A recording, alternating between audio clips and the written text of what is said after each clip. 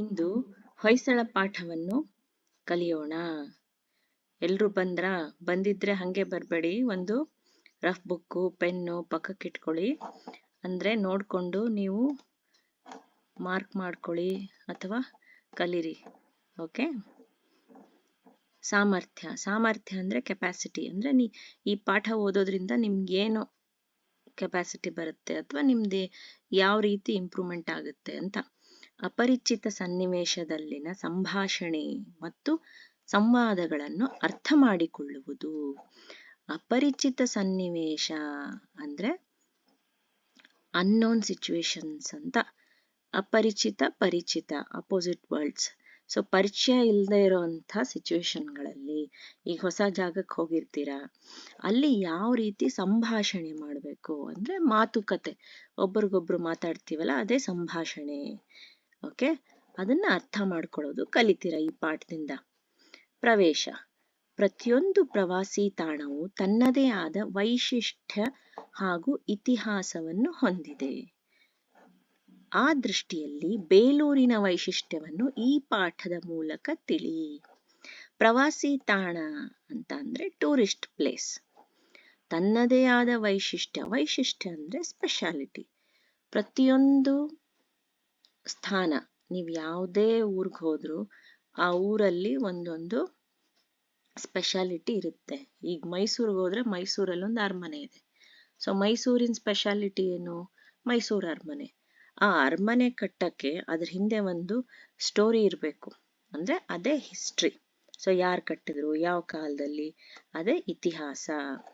So ವೈಶಿಷ್ಟ್ಯ ಹಾಗೂ ಇತಿಹಾಸ ಅಂದ್ರೆ speciality and history of that place. ಆ ದೃಷ್ಟಿಯಲ್ಲಿ ಬೇಲೂರಿನ ವೈಶಿಷ್ಟ್ಯವನ್ನು ಈ ಪಾಠದ ಮೂಲಕ ತಿಳಿ. ಸೊ ಇನ್ ದ್ಯಾಟ್ ಆಂಗಲ್, ಆ ದೃಷ್ಟಿಯಲ್ಲಿ ಅಂದ್ರೆ ಇನ್ ದ್ಯಾಟ್ ಆಂಗಲ್, ಬೇಲೂರು ಅನ್ನೋ ಊರಿದೆಯಲ್ಲ ಅದರಲ್ಲಿ ಏನ್ ಸ್ಪೆಷಾಲಿಟಿ ಇದೆ ಅನ್ನೋದನ್ನ ಈ ಪಾಠದ ಮೂಲಕ ಹೇಳ್ತಿದ್ದಾರೆ ಅಂತ ಅರ್ಥ. ಓಕೆ, ನೋಡಿ ಇಲ್ಲಿ ಮಕ್ಕಳು ಇದ್ದಾರೆ, ಇದು ನೋಡಿದ್ರೆ ಗೊತ್ತಾಗುತ್ತೆ. ಟ್ರಿಪ್ಗೆ ಹೋಗಿದ್ದಾರೆ, ಶಿಕ್ಷಕರಿದ್ದಾರೆ, ಶಿಕ್ಷಕಿಯರಿದ್ದಾರೆ, ಜೊತೆಗೆ ಎಲ್ಲ ಮಕ್ಕಳಿದ್ದಾರೆ. ಸೊ ಏನಾಗುತ್ತೆ ಅಂತ ತಿಳಿಯೋಣ.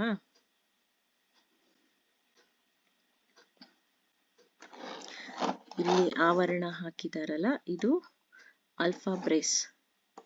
ಓಕೆ, ಅಲ್ಪಾವರಣ. ಸೊ ಇದ್ರೊಳಗಡೆ ಎಕ್ಸ್ಟ್ರಾ ಇನ್ಫಾರ್ಮೇಶನ್ ಬರೀತಾರೆ. ಹಿಂದಿನ ಪಾಠದಲ್ಲಿ ಇತ್ತಲ್ಲ ಚಿಹ್ನೆಗಳು, ಪ್ರತಿಯೊಂದು ಪಾಠ ಓದೋವಾಗ್ಲೂ ಈ ಚಿಹ್ನೆಗಳನ್ನ ಗಮನಿಸಬೇಕು. ಕಾಮಾ ಹಾಕಿದ್ದಾರೆ, ಇಲ್ಲಿ ಕ್ವೆಶ್ಚನ್ ಮಾರ್ಕ್ ಬಂದಿದೆ. ಓಕೆ. ಶಾಲಾ ಮಕ್ಕಳು ಪ್ರವಾಸಕ್ಕೆ ಹೊರಟರು. ಬಸ್ಸು ಬೇಲೂರನ್ನು ಸಮೀಪಿಸುತ್ತಿತ್ತು. ಅಂದ್ರೆ ಮಕ್ಕಳು ಪ್ರವಾಸಕ್ಕೆ ಹೋಗ್ತಿದ್ದಾರೆ, ಆ ಬಸ್ಸು ಅವ್ರು ತಲುಪಬೇಕಾಗಿದ್ದ ಊರು ಬೇಲೂರ್ನ ಸಮೀಪಿಸ್ತಾ ಇತ್ತು ಅಂತ. ವರುಣ ಅನ್ನೋ ಹುಡುಗ ಏನ್ ಹೇಳ್ತಾನೆ? ಗುರುಗಳೇ, ಅಲ್ಲಿ ಕಾಣಿಸುತ್ತಿರುವ ಊರು ಯಾವುದು?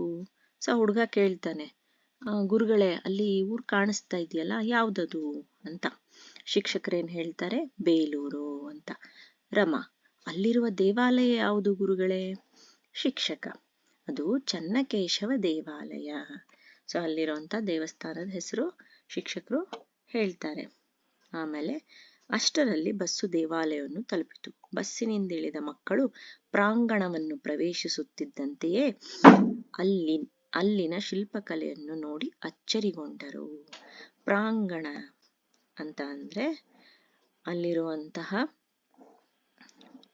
ಅಲ್ಲಿರುವಂತಹ ಒಂದು ಮುಂಭಾಗ ಅಥವಾ ಆ ಪ್ರದೇಶ ಅಂತ ಅರ್ಥ.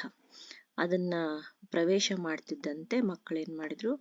ಅಲ್ಲಿನ ಶಿಲ್ಪಕಲೆಯನ್ನು ನೋಡಿದ್ರು. ಟೆಂಪಲ್ ಅಲ್ಲಿರೋ ಶಿಲ್ಪಕಲೆ ಅಂತ ಅಂದ್ರೆ ಕಲ್ಲಲ್ಲಿ ಕೆತ್ತಿರೋಂಥ ಶಿಲ್ಪಗಳಿರ್ತಾವಲ್ಲ ದೇವಸ್ಥಾನ ಸುತ್ತಲೂ, ಅಲ್ಲಿರೋಂಥ ಕಲೆ ನೋಡಿ ಅವರೆಲ್ಲ ಆಶ್ಚರ್ಯಚಕಿತರಾದ್ರು ಅಂತ. ಶಂಕರ, ಏಯ್ ನೋಡ್ರೋ, ಈ ದೇವಾಲಯ ಎಷ್ಟು ದೊಡ್ಡದಾಗಿದೆ, ಪೂರ್ಣ ಕಲ್ಲಿನಿಂದಲೇ ಮಾಡಿದ್ದಾರೆ ಅಂತ ಹೇಳ್ದ. ಶಿಕ್ಷಕಿ ಹೇಳ್ತಾರೆ, ಹೌದು ಶಂಕರ, ನೀನು ಹೇಳಿದ್ದು ಸರಿ. ಇಲ್ಲಿನ ಶಿಲ್ಪಕಲೆಯು ನೋಡಲು ತುಂಬಾ ಮೋಹಕವಾಗಿದೆ. ಬನ್ನಿ ಹತ್ತಿರ ಹೋಗಿ ಅವುಗಳ ಬಗ್ಗೆ ತಿಳಿಯೋಣ. ಮೋಹಕವಾಗಿದೆ ಅಂದ್ರೆ ಅಟ್ರಾಕ್ಟಿವ್ ಆಗಿದೆ ಅಂತ. ಸೊ ಶಿಕ್ಷಕಿ ಏನ್ ಹೇಳ್ತಾರೆ? ಟೀಚರು, ಹೌದು, ಇಲ್ಲಿ ಶಿಲ್ಪಕಲೆ ತುಂಬಾ ಅಟ್ರಾಕ್ಟಿವ್ ಆಗಿದೆ, ಬನ್ನಿ ಹತ್ರ ಹೋಗಿ ನೋಡೋಣ ಅಂತ ಹೇಳ್ತಾರೆ. ಮಕ್ಕಳು ಆಗಲಿ ಗುರುಗಳೇ ಅಂತ ಹೇಳಿ ಎಲ್ಲರೂ ಏನ್ ಮಾಡ್ತಾರೆ, ಶಿಕ್ಷಕರು ವಿದ್ಯಾರ್ಥಿಗಳು ಎಲ್ಲ ಸೇರಿ ದೇವಾಲಯದ ಹತ್ರ ನಡೀತಾರೆ ಅದನ್ನ ನೋಡ್ಬೇಕು ಅಂತ. ಶಿಕ್ಷಕ, ಇಲ್ಲಿ ನೋಡಿ ಮಕ್ಕಳೇ, 4 ಅಡಿ ಎತ್ತರದ ನಕ್ಷತ್ರಾಕಾರದ ಜಗಲಿಯ ಮೇಲೆ ಈ ದೇವಾಲಯವು ನಿರ್ಮಾಣವಾಗಿದೆ. ಓಕೆ, 4 ಅಡಿ ಅಂದ್ರೆ ಎಷ್ಟು ಹೈಟ್ ಇದೆ ಅದು ಅಂತ ಹೇಳಿದ್ದಾರೆ. ಸೊ ಈ 4 ಅಡಿ ಎತ್ತರದ ದೇವಾಲಯದ 4 ಅಡಿ ಎತ್ತರದ ನಕ್ಷತ್ರಾಕಾರದ ಜಗಲಿ, ನಕ್ಷತ್ರಾಕಾರ ಅಂದ್ರೆ ಸ್ಟಾರ್ ಶೇಪ್. ಜಗಲಿ ಅಂತ ಅಂದ್ರೆ ಏನು? ಜಗಲಿ ಅಂದ್ರೆ ದೇವ್ರ ಮನೆಗಳಲ್ಲಿ ಒಂದು ಎತ್ತರದ ಕಟ್ಟೆ ಮಾಡಿಸ್ತಾರೆ, ಕಟ್ಟೆ ಮಾಡಿಸಿ ಅದ್ರ ಮೇಲೆ ದೇವ್ರನ್ನ ಇಡ್ತಾರೆ. ಸೊ ಅದಕ್ಕೆ ಜಗಲಿ ಅಂತಾರೆ. ಸೊ ಇಲ್ಲಿ ಕಾಣಿಸ್ತಾ ಇದೆಯಲ್ಲ ನಕ್ಷತ್ರಾಕಾರದ ಜಗಲಿ, ಇದು ಸ್ಟಾರ್ ಶೇಪ್ ಆಗಿದೆ. ಸೊ ಈ ತರ ಇಲ್ಲಿ ಒಂದು ಕಟ್ಟೆ ಇದೆ 4 ಅಡಿದು. ಇದು height, this is the height of that. Okay, ಇದ್ರ ಮೇಲೆ ಏನಾಗಿದೆ, ಆ ದೇವಸ್ಥಾನ, ಈ ಫುಲ್ ದೇವಸ್ಥಾನ ನಿರ್ಮಾಣ ಆಗಿದೆ.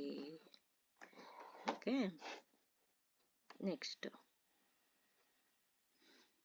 ಅದೇ ಇಲ್ಲಿ ಇನ್ನೊಂಚೂರು ಕ್ಲಿಯರ್ ಆಗಿ ಕಾಣಿಸುತ್ತೆ ನೋಡಿ.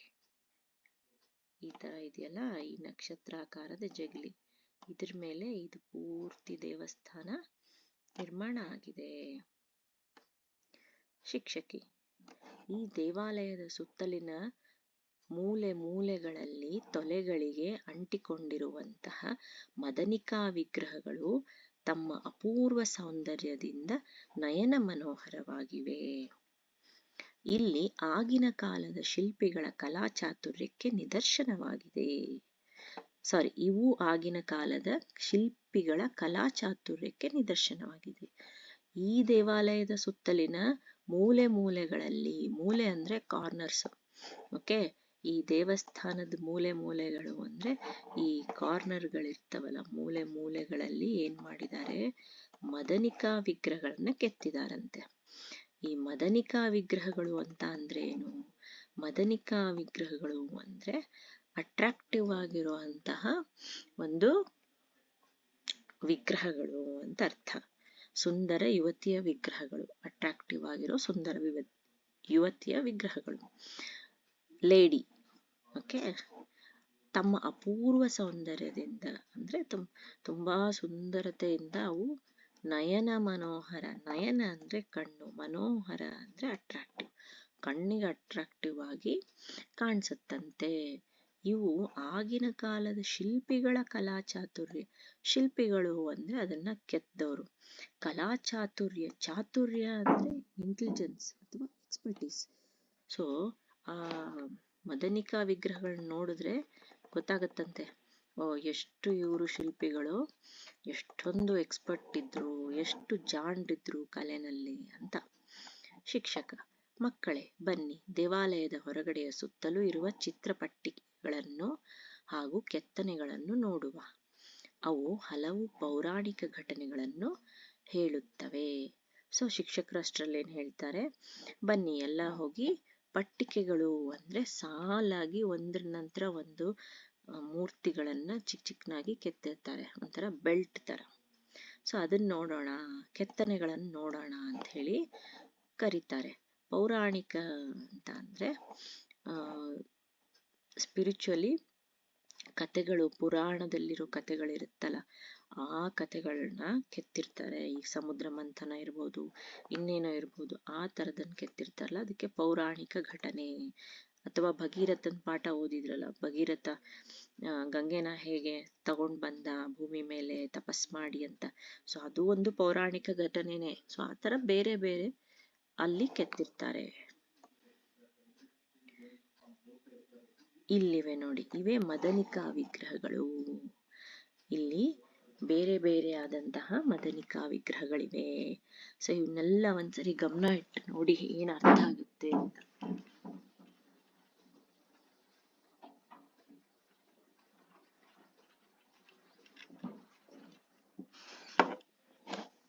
ಈ ಮದನಿಕಾ ವಿಗ್ರಹಗಳು ನೋಡಿದ್ರಲ್ಲ, ಇಲ್ಲಿ ಕೆಳಗಡೆ ಇನ್ನೊಂದೆರಡಿದೆ ನೋಡಿ. ಸೊ ಈ ತರ ನೋಡಿ, ಇಲ್ಲಿ ಒಂಥರ ಬಿಲ್ಲು ಬಾಣ ಹಿಡ್ಕೊಂಡಿದ್ ವಿಗ್ರಹ ಇದೆ. ಓಕೆ, ಇಲ್ಲಿ ಡೋಲ್ ಬಾರಿಸ್ತಾ ಇದ್ದಾರೆ. ಓಕೆ, ಇಲ್ಲೂ ಹಾಗೆ ಇದೆ, ಬೇಟೆಗೆ ಹೊರಟಂಗೆ ಬಿಲ್ಲು ಬಾಣ ಹಿಡ್ಕೊಂಡಾಗಿದೆ. ಇಲ್ಲಿ ನೋಡಿ, ಕೈಯಲ್ಲಿ ಮಿರರ್ ಹಿಡ್ಕೊಂಡಿದೆ ವಿಗ್ರಹ. ಇಲ್ಲಿ ಕಾಣಿಸ್ತಾ ಇದೆಯಾ, ಒಂದು ಗಿಳಿಮರಿನ ಕೈನಲ್ಲಿ ಹಿಡ್ಕೊಂಡಿರೋ ವಿಗ್ರಹ ಇದೆ. ಸೊ ಹೀಗೆ ಬೇರೆ ಬೇರೆ ಪೋಸ್ ಅಂದ್ರೆ ಬೇರೆ ಬೇರೆ ಭಂಗಿಗಳಲ್ಲಿ ಈ ವಿಗ್ರಹಗಳು ಕಾಣಿಸ್ತಾ ಇವೆ ನೋಡಿ. ಇಲ್ಲಿ ಆವಾಗ ತೋರ್ಸದ್ನಲ್ಲ, ಇದಕ್ಕೇನಂತಾರಂದ್ರೆ ಬೇಟೆಗಾರ್ತಿ ವಿಗ್ರಹ. ಸೊ ಅಂದ್ರೆ ಬೇಟೆಗೆ ರೆಡಿ ಆಗಿದೆಯೇನೋ ಈ ವಿಗ್ರಹ, ಬೇಟೆಗೆ ಹೊರಡ್ತಾ ಇರೋ ಯುವತಿ, ಬೇಟೆಗೆ ಹೊರಡ್ತಾ ಇರೋ ಲೇಡಿ ಅಂತ. ಓಕೆ,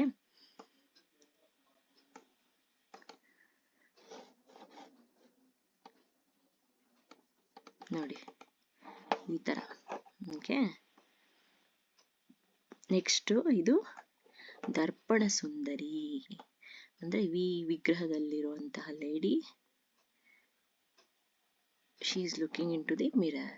ಸೊ ಕನ್ನಡಿ ಹಿಡಿದು ತನ್ನ ಪ್ರತಿಬಿಂಬವನ್ನು ಮೆಚ್ಚಿ ಕನ್ನಡಿ ಹಿಡಿದುಕೊಂಡಿರುವಂತಹ ಯುವತಿಯ ಒಂದು ಚಿತ್ರ. ಇಲ್ಲಿ ಇದು ಎಲ್ಲ ಮದನಿಕಾ ವಿಗ್ರಹಗಳೇ. ಬೇಟೆಗಾರ್ತಿ ಮೇಲೆ ತಿಳಿಸಿದ್ದೆಲ್ಲ ಮದನಿಕಾ ವಿಗ್ರಹಗಳೇ. ಇಲ್ಲಿ ನೋಡಿ, ಇಲ್ಲಿ ಏನ್ ಕಾಣಿಸ್ತಾ ಇದೆ, ಕೈ ಮೇಲೆ ಒಂದು ಗಿಳಿಮರಿನ ಹಿಡ್ಕೊಂಡಿದ್ದಾಳೆ ಈ ಯುವತಿ. ಓಕೆ ನೋಡಿ, ಇಲ್ಲಿ ನೋಡಿ, ಇದೆಲ್ಲ ಹೇಗೆ ಮುರಿದೋಗಿದೆ ವಿಗ್ರಹಗಳು.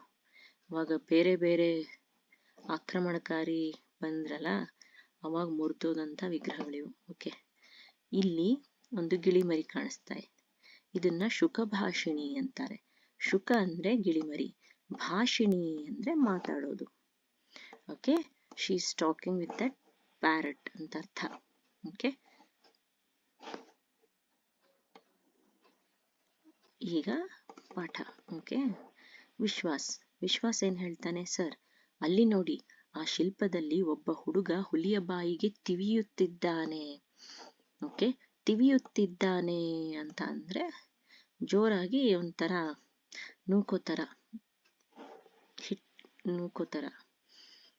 ಶಿಕ್ಷಕ, ಅದು ಸಳನು ಹುಲಿಯೊಡನೆ ಹೋರಾಡಿದ ಘಟನೆಯ ಶಿಲ್ಪ. ಇಲ್ಲಿದೆ ನೋಡಿ, ಈ ತರ. ಇದರಿಂದ ಈ ಹುಲಿ ಬಾಯಿಗೆ ತಿವಿತಾ ಇದ್ದಾನೇನೋ ಅಂದ್ರೆ ಜೋರಾಗಿ ಪುಷ್ ಮಾಡ್ತಾ ಇದ್ದಾನೇನೋ ಅಂತ ಅನಿಸ್ತಾ ಇದೆ ವಿಗ್ರಹ. ಓಕೆ, ಅದನ್ನ ಅವನು ಕೇಳ್ತಾನೆ ಸರ್ಗೆ. ಅದಕ್ಕೆ ಸ್ವಾತಿ ಹೇಳ್ತಾಳೆ, ಅಬ್ಬಾ ಇದು ನಿಜವಾಗಿಯೂ ನಡೆದದ್ದೇ ಮೇಡಮ್. ಅದಕ್ಕೆ ಶಿಕ್ಷಕಿ ಹೇಳ್ತಾಳೆ, ಹೌದು, ಇದರ ಬಗ್ಗೆ ತಿಳಿಯಲು ನಿಮ್ಗೆ ಕುತೂಹಲವಾಗುತ್ತಿದೆಯಲ್ಲವೇ, ನಾನಿದರ ಬಗ್ಗೆ ತಿಳಿಸುತ್ತೇನೆ. ಅಂದ್ರೆ ಅವಳು ಸ್ವಾತಿ ಏನ್ ಕೇಳ್ತಾಳೆ, ಓ ನಿಜವಾಗ್ಲೂ ಹುಲಿ ಬಾಯಿಗೆ ತಿವಿದ್ನ ಅವನು, has it done it really ಅಂತ ಕೇಳ್ತಾಳೆ. ಅದಕ್ಕೆ ಶಿಕ್ಷಕಿ, ಎಸ್. ಓಕೆ, ಕುತೂಹಲ ಅಂದ್ರೆ ಇಂಟ್ರೆಸ್ಟ್, ಕ್ಯೂರಿಯಾಸಿಟಿ. ನಿಮ್ ಕ್ಯೂರಿಯಾಸಿಟಿ ಇದೆಯಲ್ಲ, ನಾನು ಇದ್ರ ಬಗ್ಗೆ ಹೇಳ್ತೀನಿ ಅಂತ ಟೀಚರ್ ಹೇಳ್ತಾರೆ. ಶಿಕ್ಷಕ ಆವಾಗ ಸರ್ ಏನ್ ಹೇಳ್ತಾರೆ, ನೆರಳಿನಲ್ಲಿ ಕುಳಿತುಕೊಳ್ಳುವ, ಬನ್ನಿ ಎಲ್ರು ಅಂತ ಕರೀತಾರೆ. ಓಕೆ, ಆಮೇಲೆ ಎಲ್ರು ಹೋಗಿ ಏನ್ ಮಾಡ್ತಾರೆ, ನೆರಳಿನಲ್ಲಿ ಕುಳಿತುಕೋತಾರೆ. ಮಕ್ಕಳು ಸಂತೋಷದಿಂದ ಒಪ್ಪಿಗೆ ಸೂಚಿಸಿದರು. ಶಿಕ್ಷಕರು ಹೊಯ್ಸಳ ಲಾಂಛನದ ಬಗ್ಗೆ ವಿವರಿಸಿದರು. ಲಾಂಛನ ಅಂತ ಅಂದ್ರೆ ಏನು, ಇದೊಂದು ಹೊಸ ವರ್ಡ್. ಪ್ರತಿಯೊಂದು ಇಲ್ಲಿ ಮಾರ್ಕ್ ಮಾಡ್ತಾ ಇರೋ ವರ್ಡ್ಸ್ ನೀವು ಬರ್ಕೊಂಡು ಅದನ್ನ ಒಂದ್ 2-3 ಸರಿ ಓದ್ಕೊಳ್ಳಿ. ಅಂದ್ರೆ ಅದು ಇದೆಲ್ಲ ಹೊಸ ವರ್ಡ್ಸ್ ಅಲ್ಲ, ನೀವು ಓದ್ಕೊಂಡಂಗೆ ನಿಮ್ಗೆ ಅದು ಬಾಯಿಗೆ ಬರುತ್ತೆ, ಪರಿಚಯ ಆಗುತ್ತೆ ವರ್ಡ್ ಉಪಯೋಗಿಸೋಕೆ, ಬರೆಯಕ್ಕೆ, ಓದಕ್ಕೆ. ಓಕೆ, ಹೊಯ್ಸಳ ಅಂದ್ರೆ ಒಂದು ಮನೆತನ, ಲಾಂಛನ ಅಂದ್ರೆ ಒಂದು ಚಿಹ್ನೆ ಅಂತ. ಪ್ರತಿಯೊಂದು ರಾಜ್ಯಕ್ಕೂ ದೇಶಕ್ಕೂ ಒಂದೊಂದು ಚಿಹ್ನೆ ಇರುತ್ತಲ್ಲ, ಆ ತರ ಈ ಹೊಯ್ಸಳ ರಾಜ್ಯದ ಚಿಹ್ನೆ ಅದು. ಅದ್ರ ಬಗ್ಗೆ ವಿವರಿಸ್ತಾರೆ. ಮೂಡಿಗೆರೆ ತಾಲೂಕಿನ ಅಂಗಡಿ ಎಂಬ ಹಳ್ಳಿಗೆ ಹೊಂದಿಕೊಂಡಂತೆ ಒಂದು ದೊಡ್ಡ ಅಡವಿ ಇತ್ತು. ಅಲ್ಲಿದ್ದ ವಾಸಂತಿ ದೇವಿಯ ಗುಡಿಯಲ್ಲಿ ಜೈನ ಗುರು ಒಬ್ಬರು ಮಕ್ಕಳಿಗೆ ಪಾಠ ಹೇಳಿಕೊಡುತ್ತಿದ್ದರು. ನೋಡಿ, ಯಾವ ತಾಲೂಕು, ಮೂಡಿಗೆರೆ ತಾಲೂಕು. ಅಲ್ಲಿ ಯಾವ ಊರು, ಅಂಗಡಿ ಅನ್ನೋ ಹಳ್ಳಿ. ಓಕೆ. ಅಲ್ಲಿ ಒಂದು ದೊಡ್ಡ ಅಡವಿ ಇತ್ತು. ಅಡವಿ ಅಂದ್ರೆ ಏನು? ಅಡವಿ ಅಂದ್ರೆ ಕಾಡು ಅಂತ ಅರ್ಥ. ಸೊ ಅಲ್ಲಿ ವಾಸಂತಿ ದೇವಿ ದೇವಸ್ಥಾನದಲ್ಲಿ ಜೈನ ಗುರುಗಳು ಏನ್ ಮಾಡ್ತಾ ಇದ್ರು, ಮಕ್ಕಳಿಗೆ ಪಾಠ ಹೇಳ್ಕೊಡ್ತಿದ್ರಂತೆ. ವೇಣು, ಅಬ್ಬಾ, ಅಷ್ಟು ದೊಡ್ಡ ಕಾಡಿನಲ್ಲಿ ಮಕ್ಕಳಿಗೆ ಪಾಠ ಹೇಳಿ ಕೊಡುತ್ತಿದ್ದಾರೆ ನೋಡಿ. ಇವನ್ ಹೆಂಗ್ ಕೇಳ್ತಿದ್ದಾನೆ, ದೊಡ್ಡ ಕಾಡಲ್ಲಿ ಮಕ್ಕಳಿಗೆ ಪಾಠ ಹೇಳ್ಕೊಡ್ತಾ ಇದ್ರ ಗುರುಗಳು ಅಂತ. ಈ ರೀತಿಯಾಗಿ ಶಿಕ್ಷಕರು ಕುತ್ಕೊಂಡು ಪಾಠ ಮಾಡ್ತಾ ಇದ್ರು. ಶಿಕ್ಷಕ, ಹೌದು, ಒಂದು ದಿನ ಗುರುಗಳು ಪಾಠ ಮಾಡುತ್ತಿರುವಾಗ ಒಂದು ಹೆಬ್ಬುಲಿಯು ಆರ್ಭಟಿಸುತ್ತಾ ಅಲ್ಲಿಗೆ ಬಂತು. ಗುಡಿಯೊಳಗಿದ್ದ ಶಿಷ್ಯರು ಹೌಹಾರಿದರು, ಹೆದರಿ ಹೊರಗೋಡಿದರು. ನೋಡಿ, ಹೆಬ್ಬುಲಿ ಅಂದ್ರೆ ಹಿರಿದಾದ ಹುಲಿ ಅಥವಾ ದೊಡ್ಡ ಹುಲಿ. ಇಟ್ಸ್ ಅ ಬಿಗ್ ಟೈಗರ್ ಅಂತ. ಓಕೆ. ಆರ್ಭಟಿಸುತ್ತಾ ಅಲ್ಲಿಗೆ ಬಂತು. ಆರ್ಭಟಿಸುತ್ತಾ ಅಂದ್ರೆ ಘರ್ಜನೆ ಮಾಡ್ತಾ, ಜೋರಾಗಿ ಸೌಂಡ್ ಮಾಡ್ತಾ ಅಲ್ಲಿ ಬಂತಂತೆ. ಆವಾಗ ಎಲ್ರು ಹೆದರಿ ಓಡೋಗ್ಬಿಟ್ರಂತೆ. ಈ ತರ ಎಲ್ರು ಹೆದರಿ ಓಡೋಗ್ಬಿಟ್ರಂತೆ.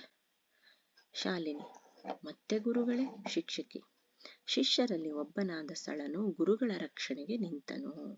ಗುರುಗಳು ಅವನ ಕೈಗೆ ಒಂದು ಕಬ್ಬಿಣದ ಸಲಾಕೆಯನ್ನು ಕೊಟ್ಟು ಹೊಯ್ ಸಳ, ಹೊಯ್ ಸಳ ಎಂದು ಕೂಗಿದರು. ನೋಡಿ, ಅವಾಗ ಎಲ್ಲಾರು ಓಡೋದ್ರು. ಒಬ್ಬ ಹುಡುಗ ಮಾತ್ರ, ಅವನ ಹೆಸರು ಸಳ. ಅವನು ಗುರುಗಳ ಪ್ರೊಟೆಕ್ಷನ್ಗೆ ನಿಂತಂತೆ. ರಕ್ಷಣೆ ಅಂದ್ರೆ ಪ್ರೊಟೆಕ್ಷನ್. ಗುರುಗಳ ರಕ್ಷಣೆಗೆ ನಿಂತಂತೆ.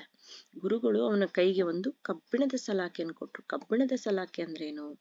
ಕಬ್ಬಿಣದ ಸಲಾಕೆ ಅಂದ್ರೆ ಐರನ್ ರಾಡ್, ಒಂಥರ ಉದ್ದೊಂದು ಕೋಲ್ ತರ ಇರುತ್ತೆ. ಸೊ ಈ ಸಲಾಕೆಯನ್ನು ಕೊಟ್ರಂತೆ. ಕೊಟ್ಟು ಅವನ್ಗೆ ಏನ್ ಹೇಳಿದ್ರು, ಹೊಯ್ಸಳ, ಹೊಯ್ಸಳ. ಹೊಯ್ ಅಂದ್ರೆ ಮೋಸ್ಟ್ಲಿ ಹೊಡಿ ಅಂತ ಅರ್ಥ ಬರ್ಬೋದು. ಹೊಯ್ಸಳ ಎಂದು ಕೂಗಿ ಹೇಳಿದರು. ಕಲಿಯು ಬಲಶಾಲಿಯೂ ಆದ ಸಳನು ಸ್ವಲ್ಪವೂ ಹೆದರದೆ ಸಲಾಕೆಯಿಂದ ಹುಲಿಯನ್ನು ಮಣಿಸಿದನು.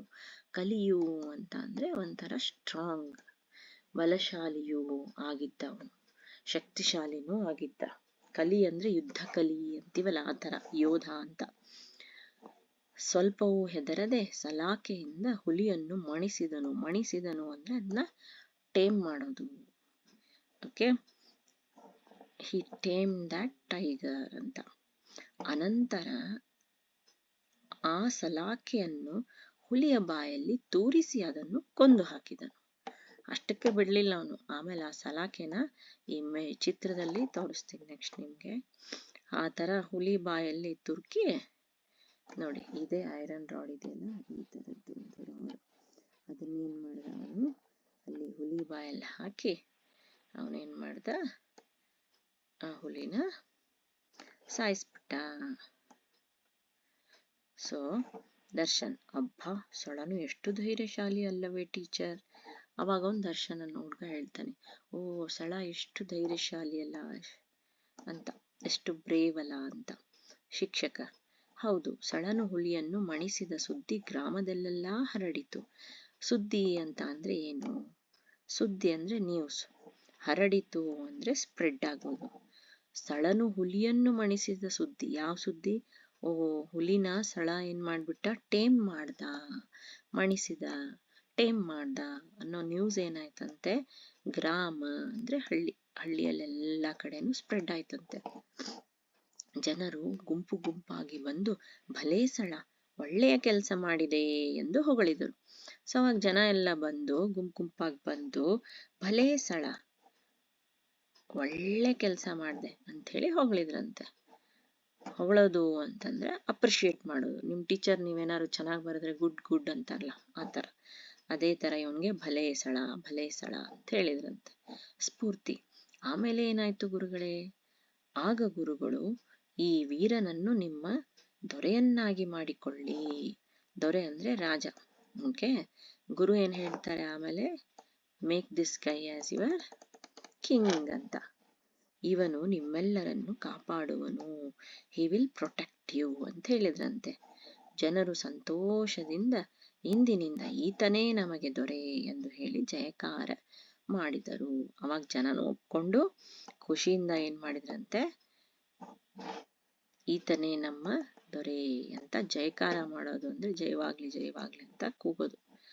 ಸುಪ್ರೀತ್ ಮುಂದೆ ಸಳನ ದೊರೆತನದಲ್ಲಿ ರಾಜ್ಯ ಸ್ಥಾಪನೆ ಆಯಿತು. ಮುಂದೆ ಅವನೇ ಸಳ ಏನ್ ಮಾಡ್ದ, ಒಂದು ರಾಜ್ಯವನ್ನ ಸ್ಥಾಪನೆ ಮಾಡ್ತಾನೆ. ಅವನು ಹುಲಿಯನ್ನು ಮಣಿಸಿದ ಘಟನೆಯೇ ಈ ವಂಶದ ಲಾಂಛನವಾಯಿತು. ಅವನೇನು ಹುಲಿಯನ್ನ ಮಣಿಸಿದ್ನಲ್ಲ, ಅದನ್ನ ಟೇಮ್ ಮಾಡಿದ್ನಲ್ಲ, ದಟ್ ಇನ್ಸಿಡೆಂಟ್, ಘಟನೆ ಅಂದ್ರೆ incident. So that incident only ಏನಾಯ್ತು, ಈ ವಂಶದ ಲಾಂಛನವಾಯಿತು, ಅಂದ್ರೆ ಒಂದು ಚಿಹ್ನೆ ಆಯಿತು. ಹಾಗೂ ಗುರುಗಳು ಹೇಳಿದ ಹೊಯ್ಸಳ ಎಂಬ ನುಡಿಯಿಂದಲೇ ಅವನ ವಂಶವು ಪ್ರಸಿದ್ಧಿಯಾಯಿತು.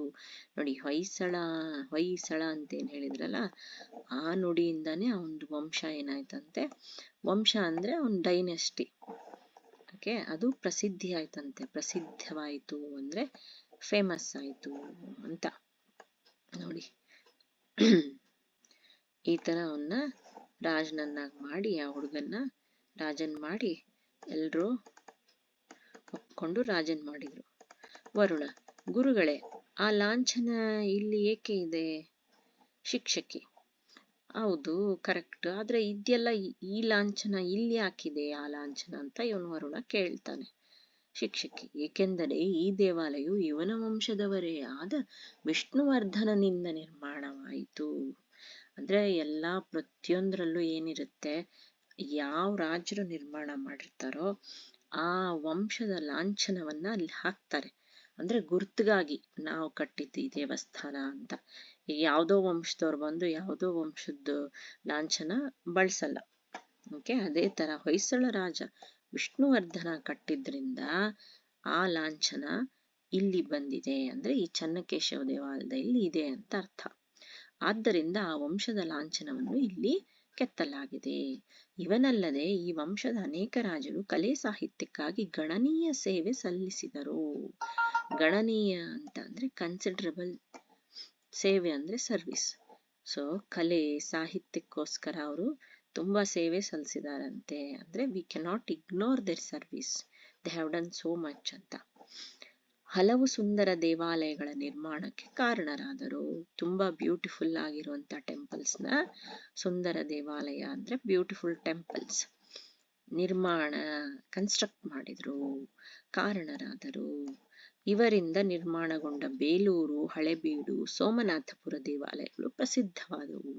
ಸೊ ಎಲ್ಲಾ ತುಂಬಾ ಕಟ್ಟಿರ್ತಾರೆ, ಆದ್ರೆ ತುಂಬಾ ಫೇಮಸ್ ಯಾವಾಗ್ತವೆ ಅಂದ್ರೆ ಒಂಥರ ತುಂಬಾ ಚೆನ್ನಾಗಿರೋ. ಸೊ ಅದರಲ್ಲಿ ಬೇಲೂರು, ಹಳೆಬೀಡು, ಸೋಮನಾಥಪುರ, ಈ 3 ಟೆಂಪಲ್ಸ್ ಏನಿದೆಯಲ್ಲ, ಇವು ತುಂಬಾ ಪ್ರಸಿದ್ಧಿ ಆಯ್ತು, ಅಂದ್ರೆ ತುಂಬಾ ಫೇಮಸ್ ಆಯ್ತು. ಎಲ್ಲವೂ ಚೆನ್ನಾಗಿದೆ, ಬಟ್ ಇವು 3 ತುಂಬಾ ಫೇಮಸ್ ಆಯ್ತು ಅಂತ ಅರ್ಥ. ಆಮೇಲೆ ಕೊನೆಗೆ ಶಿಕ್ಷಕರು ಏನ್ ಹೇಳ್ತಾರೆ, ಬನ್ನಿ ಮಕ್ಕಳೇ, ಈಗ ಎಲ್ರು ದೇವಾಲಯದ ಒಳಗೆ ಹೋಗೋಣ, ಇದರ ಬಗ್ಗೆ ಮತ್ತಷ್ಟು ವಿಚಾರಗಳನ್ನು ತಿಳಿಯೋಣ. ಅಂದ್ರೆ ಇಲ್ಲಿವರೆಗೂ ಅವ್ರು ಏನ್ ಮಾಡಿದ್ರು, ಇಲ್ಲಿವರೆಗೂ ಅವರು ಪ್ರಾಂಗಣದ ಸುತ್ತಮುತ್ತಲೂನೇ ನೋಡ್ಕೊಂಡು, ಅಂದ್ರೆ ದೇವಾಲಯದ್ದು ಸರೌಂಡಿಂಗ್ ಹೊರಗಡೆನೆ ಇದ್ದು ಇಷ್ಟೆಲ್ಲಾ ನೋಡ್ತಾ ಅವರು ಮಾತಾಡ್ತಾ ಇದ್ರು, ಕ್ವಶನ್ ಕೇಳ್ತಾ ಇದ್ರು ಶಿಕ್ಷಕರನ್ನ. ಶಿಕ್ಷಕರು ಅದ್ರ ಬಗ್ಗೆ ಎಲ್ಲ ಎಕ್ಸ್ಪ್ಲೇನ್ ಮಾಡ್ತಾ ಇದ್ರು. ಅರ್ಥ ಆಯ್ತಾ? ಸೊ ಇದು ಅದು ಹೊಯ್ಸಳ ಲಾಂಛನ. ಸೊ ಇದೆಲ್ಲಾರು ಹೋದ್ರೆ ನೋಡಿ.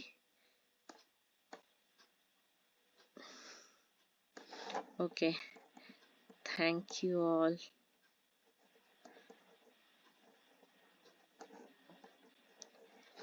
ಇಷ್ಟ ಆದ್ರೆ ಸಬ್ಸ್ಕ್ರೈಬ್ ಮಾಡಿ, ಶೇರ್ ಮಾಡಿ, ಆಮೇಲೆ ಪಾಠನ ನೀಟಾಗಿ ಓದ್ಕೊಳ್ಳಿ, ಸರಿನಾ?